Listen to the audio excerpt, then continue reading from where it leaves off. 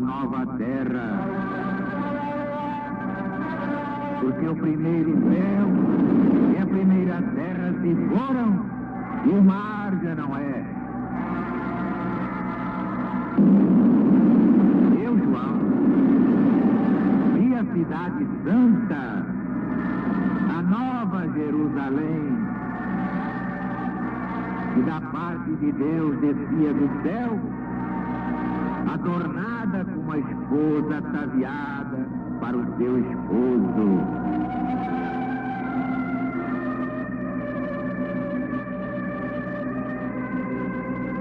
E ouvi uma grande voz vinda do trono que dizia: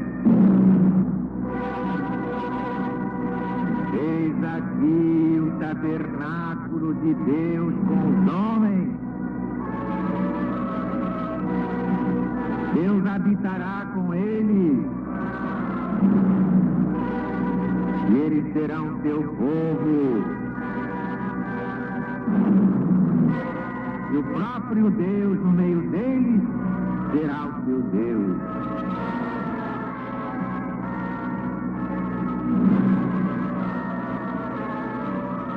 E Deus enxugará todas as lágrimas dos seus olhos. Não haverá mais morte, não haverá mais pranto, não haverá mais gritos, nem haverá mais dor, porque as primeiras coisas passaram. Então aquele que estava sentado no trono disse: eis aí faço eu novas todas as coisas.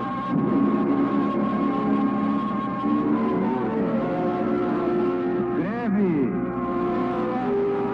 porque estas palavras são fiéis e verdadeiras. Também disse mais: tudo está cumprido.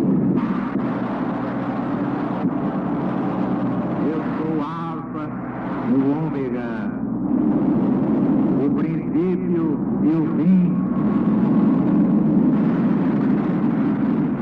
Darei gratuitamente a beber da fonte d'água da vida àquele que tiver sede.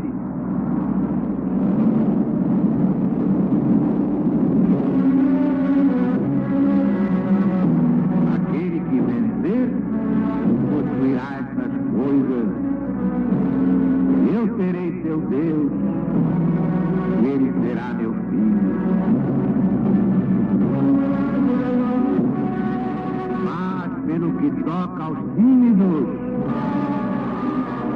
e aos incrédulos, e aos execráveis, e aos homicidas, e aos fornicários, e aos que dão veneno, e aos idólatras, e a todos os mentirosos do mundo, sua parte será no tanque ardente de fogo de enxofre, que é a segunda morte.